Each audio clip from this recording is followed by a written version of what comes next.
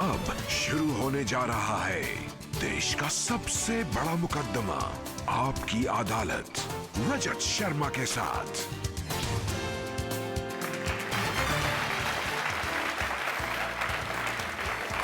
नमस्कार, आपकी अदालत में आपका स्वागत है। आपकी अदालत में आज ये खास मुकदमा चलाया जा रहा है। इस मुकदमे में एक तरफ एक सन्यासी है और दूसरी तरफ वो फिल्म एक्ट्रेसेस जिन्हें सेक्स सिंबल कहा जाता है। आपकी अदालत के इस खास मुकदमे में एक तरफ एक ऐसा शख्स है जिसे आज के ज़माने का सबसे बड़ा योग गुरु माना जाता है और दूसरी तरफ वो एक्ट्रेसेस हैं जिन्हें आज के ज़माने में उनके खुलेपन और उनकी बेबाकी लिए जाना जाता है। आज के इस खास मुकदमे में प्लीज वेलकम योग गुरु स्वामी रामदेव।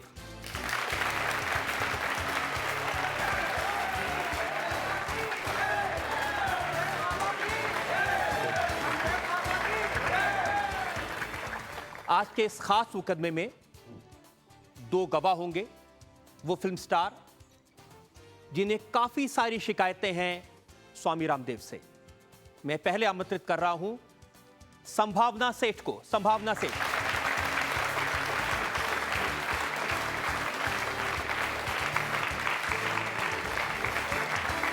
संभावना सेठ मशहूर हैं अपनी बात को खुलेपन से, साफ तौर पर बेबाकी से जनता के सामने रखने के लिए।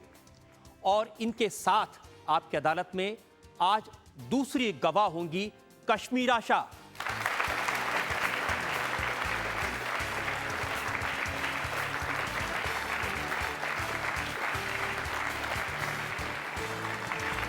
आपकी अदालत में पहली बार यह खास मुकदमा ऐसा है जिसमें हमारे एक्यूज के साथ साथ दो विटनेसेस को भी स्वामी जी पेश किया जा रहा है आपकी अदालत में। प्रयोग कर रहे हैं आप जी, शुरू करें हम इल्जामात और सवालात का सिलसिला शुरू करें, गवाहों के बयान लें।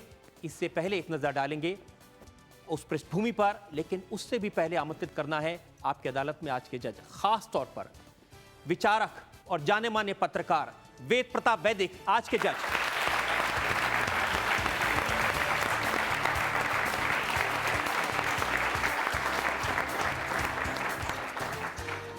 वैदिक जी बहुत अनुभवी पत्रकार हैं, विचारक हैं। आपकी अदालत में उनके सामने आज इल्जामात और सवालात का सिलसिला शुरू करें। इससे पहले एक नज़र डालेंगे उस पृष्ठभूमि पर, उस बैकग्राउंड पर जिसमें आज का विशेष मुकदमा चलाया जा रहा है।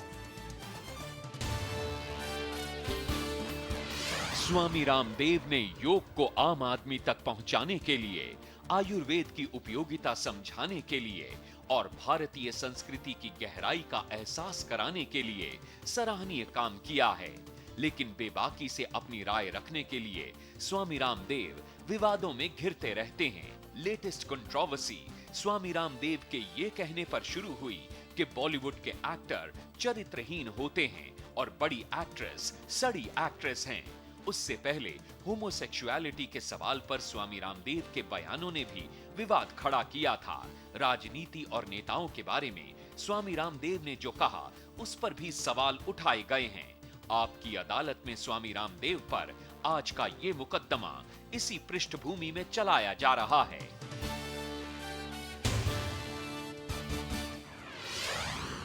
मुकदमा शुरू होता है। आपकी अदालत में पहला इल्जाम योग गुरु स्वामी रामदेव पर। आपकी अदालत में स्वामी रामदेव पर इल्जाम है कि इन्होंने फिल्म एक्टर्स के चरित्र पर उंगली उठाई।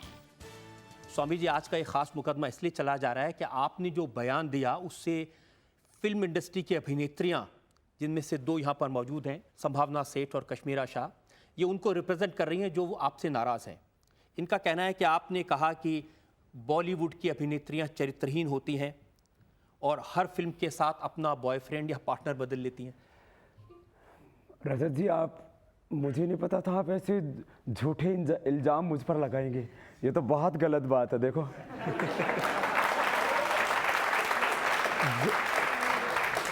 जो मैंने कहा नहीं वो इल्जाम मुझ पर लगे। देखो ये बर्दाश्त से बाहर की बात है। मैंने ये कहा था। सुबह 5 बजे जब आप प्रवचन देते हैं उसमें आपने ये बात कही। ये बात सच है कि मैंने वो सुना नहीं था, लेकिन उस प्रवचन के आधार पर जो कुछ अखबारों में छपा वो क्लिपिंग मेरे पास है। आप कहीं जितनी भी दिखा दूं, आरोप झूठा नहीं है।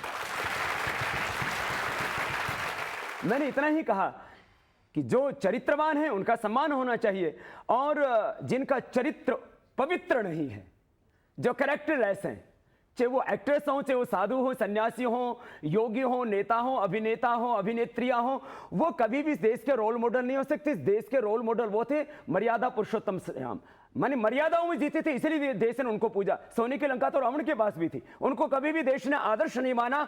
आदर्श माना इस देश ने हमेशा राम को, कृष्ण को, बुद्ध को, महावीर को, भगत सिंह को। जो एक्टर्स कैरेक्टरलेस हैं वो इस देश के कभी भी रोल मॉडल नहीं हो सकते, वो आइकॉन नहीं हो सकते, वो इस देश के कभी आदर्श नहीं हो सकते। ये बात मैंने कही। आप कह रहे हैं कि जो चरित्रवान हैं उनसे कोई शिकायत नहीं है आपको? ना थी, ना है और ना कभी होगी। लेकिन चरित्रवान कौन है ये आप तय करेंगे? ना, बिल्कुल, ये मैंने कभी नहीं कहा कि मैं तय करूंगा। ये तो समाज तय करता है। यहाँ पर लोग बैठे लोग तय करते हैं, जो लोग जो है उनके रोल देखते हैं वो तय करते हैं। इसीलिए रोल करने वालों को आज हमने गवाह के तौर पर अदालत में रखा है। संभावना, अगर आइकॉन कोई मान सकता है किसी को, तो वो आपको मान सकता है। तो अगर जब बाबा की तरफ से इस तरह की स्टेटमेंट्स आती हैं, तो हम भी एज अ जनता शॉक हो जाते हैं कि इस तरह की बात कैसे कर सकते हैं बाबा। नहीं, मैंने ये बात किसी प्रेस कॉन्फ्रेंस में नहीं कही, कहीं मैंने ये सिर्फ सुनी सुनाई बात नहीं है। मैंने आपका इंटरव्यू देखा और उस इंटरव्यू पे मैंने भी रिएक्ट किया, जो कि मुझे बहुत बुरा लगा। मुझे बहुत तकलीफ हो रही थी कि बाबा जी ने ऐसी कोई बात कही है जिसके लिए मुझे जवाब देना है, जिसमें रामदेव बाबा जी ने ये कहा। पढ़ा या किसी से सुना? नहीं जी नहीं, मैंने वो देखा इंटरव्यू जिसमें आपने बोला कि जितनी जो पार्ट पूरा सुना एक्ट्रेस होती है, आई डोंट नो, अब जो हमें दिखेगा हम अच्छा चलिए, मैं ये भी एक प्रश्न है ना बेटा। अब जब हम मीडिया के सामने हैं बाबा जी, तो जब मीडिया के सामने बात करते हैं तो मीडिया वही चीज दिखाएगी। ऑब्वियसली हमें तैयार रहना चाहिए कि हम क्या बात कर रहे हैं या नहीं कर रहे। अगर हम बड़बोलापन दिखाते हैं तो हमसे माना जाता है हम तो नॉर्मल आदमी हैं, हम तो कुछ भी चाहे बोल सकते हैं। नहीं, लेकिन संभावना ये हमें बताना पड़ेगा। मैं आपको एक उदाहरण बताता हूं जो मैंने अखबार में पढ़ा, उसमें लिखा, आपको कोट किया है, बड़े नेशनल अखबार में। लोग समझते हैं ये बड़ी एक्ट्रेस हैं, मैं कहता हूं ये सड़ी एक्ट्रेस हैं। ये कहा आपने। देखो, मैं फिर उस बात को दोहराता हूं, एक भी वाक्य छूट गया तो बवेला हो जाएगा। जो चरित्र है जिनका, उनके ऊपर मैं नहीं, दुनिया का कोई व्यक्ति उंगली नहीं उठा सकता। लेकिन यदि जिसका कैरेक्टर नहीं है, वो बड़ी होकर के फिर उसको हम सड़ी नहीं कहेंगे तो क्या सुंदर कहेंगे? हम नहीं जानते कि कौन कैरेक्टर लेस है या कौन कैरेक्टर वाली है। तो बाबा जी आप कैसे जानते हैं? देखो, मैंने किसी के बारे में बेटा नाम से एक का भी नहीं बोला। लेकिन फिर अगर जब आप नाम नहीं लेते तो सारे इन्वॉल्व हो जाते हैं। नहीं, सारे के मैंने जब इन्वॉल्व भी नहीं कर रहा, मैं कह रहा हूं कुछ बोलो या फिर दो बोलो या तीन बोलो। देखो, तो आपने नाम नहीं लिया तो सारे नहीं, देखिए मैंने कहा जो अगर मैंने उसमें से जो नाम के साथ बोले। देखो, जो मैंने कहा जो चरित्रवान हैं उनको तो मेरी बात से आहत होने की जरूरत नहीं, बल्कि उनको खुश होना चाहिए कि चरित्र की प्रशंसा हो रही है और दुष्चरित्रता की निंदा हो रही है।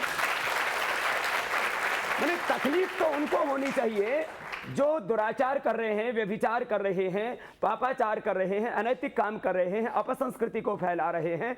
चरित्र तो उनको, जिनके चरित्र पवित्र, उनको तो कहीं आहत होने की आवश्यकता भी नहीं। और जिनके माना कि घटिया चरित्र है, उनको भी मेरी बात से आहत होने की आवश्यकता नहीं। उनको अपने चरित्र में सुधार करना चाहिए। नहीं तो एक कोठे पर बैठने वाली जो अपने शरीर और शील को बेचती है और एक पर्दे पर या सेट पर अपने शरीर और शील को बेचे, दोनों में अंतर क्या रह जाएगा? एक ही अंतर रहेगा, जिसका शील है वो उसको पूरा देश मानेगा। और मैं अंतर तो है स्वामी जी, जो पर्दे पर काम कर रहे हैं वो तो एक्ट्रेस हैं, वो तो अपनी कला को बेच रहे हैं, कला का प्रदर्शन कर रहे हैं, और ये हजारों साल से ये चल रहा है। कोई नई बात तो नहीं है इसमें। नहीं, कला का प्रदर्शन, मैं कहता हूं कला में उच्च आदर्शों का तो पालन होना ही चाहिए। कला, नृत्य और संगीत ये सृष्टि के आदिकाल से, वैदिक काल से और सामवेद से है, कला और संगीत और नृत्य। लेकिन उस नृत्य में अब एक तरफ हमारा वो भरतनाट्यम है, वो हमारा दूसरा जो है वो क्या बोलते हैं, कथक है। कथक को लेकर के, भरतनाट्यम को लेकर के आज तक कभी कोई कंट्रोवर्सी हुई? अब जमाना बदल गया स्वामी जी, अब कोई कथक नहीं देखता, ट्विस्ट करते हैं लोग। बट रजत जी हाँ, एक बात जरूर है कि पहले तो मैं आपकी बहुत बड़ी फैन हूँ और हो सकता है इस कार्यक्रम के बाद रहूंगी भी।